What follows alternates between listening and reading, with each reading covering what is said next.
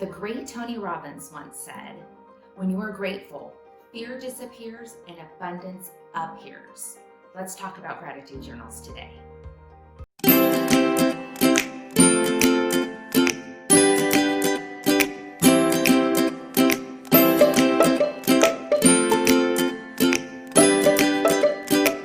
Hey there, bosses. Welcome to another edition of Marcy MomBOSS, where I help you live your best BYO boss life. And today, in the midst of all the craziness that's happening in the world, 2020, y'all, has just turned out to be something for the history books, right? So really, now more than ever, you need a gratitude journal. There's all kinds of gratitude journals out there. Pick what works for you, but I'm going to give you a few tips and tricks on how to create and use a gratitude journal that will actually work for you. And that ingredient really is the secret to happiness, and that's being grateful.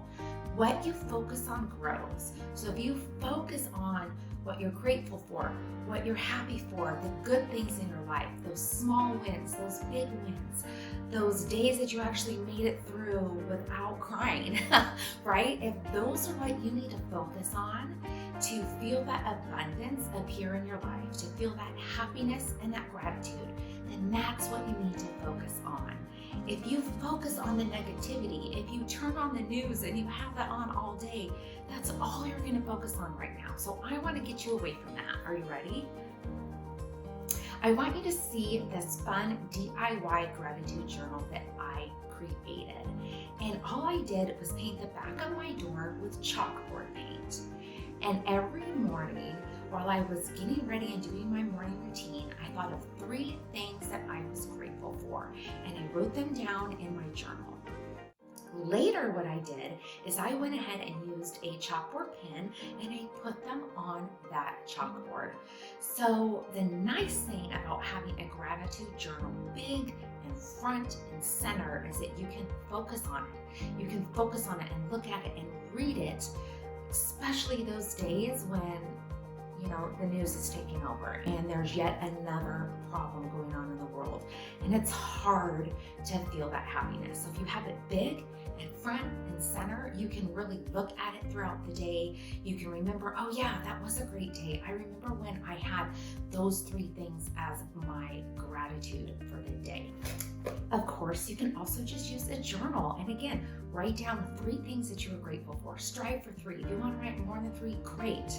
Another really easy way to do a gratitude journal, if you're like, I don't even have time to do this, is just put a Post-it note in your bathroom with a pen, and while you're getting ready in the morning, write down 3 things you're grateful for, and then stick that Post-it on your bathroom mirror. Every time you go into that room, go ahead, look at your Post-it, see what you're excited about, see what made you happy that morning, and focus on it. Another tip to using a gratitude journal that's going to work for you is to choose what time of day you want to write down your gratitudes.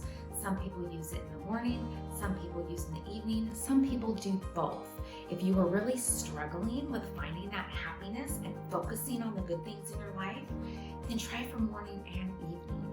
I don't know if you knew this, but the last 15 minutes of your day are crucial to your subconscious and what you think throughout the rest of your evening while you're sleeping. So if you use your gratitude journal and you think of those 3 things that you are grateful for right before you go to bed, and you picture them in your mind and you feel them in your soul, it really will create a more peaceful rest for you, which we all need more sleep right now, right?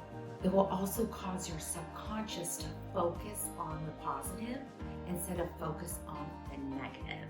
If you don't believe me, think back to a time that you watched a really scary movie or even a really weird movie, and then all night long you dreamt about it. That's because that's what you were focused on right before bed, was that thing. A boss tip for you, if you're starting a gratitude journal for the first time, is to just do it.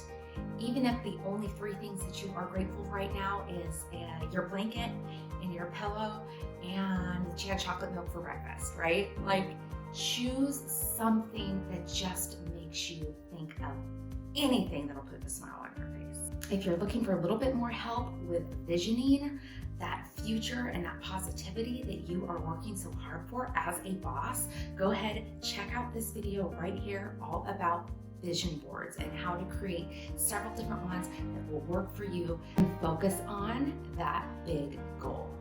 Also, I have a playlist all about affirmations. Those can also be great to listen to in the morning or in the evening right before you go to bed, again, to bring that positivity into your life.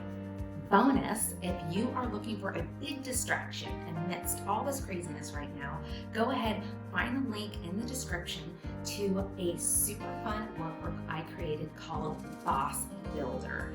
And you can focus on your goals, your activities, moving your business forward, even in the time of craziness. Don't stop working on your dreams, bosses. Now more than ever, you need to build them. Okay, bosses, don't forget to like, subscribe, ding-a-ling-a-ling that bell, and I'll see you next time. Bye.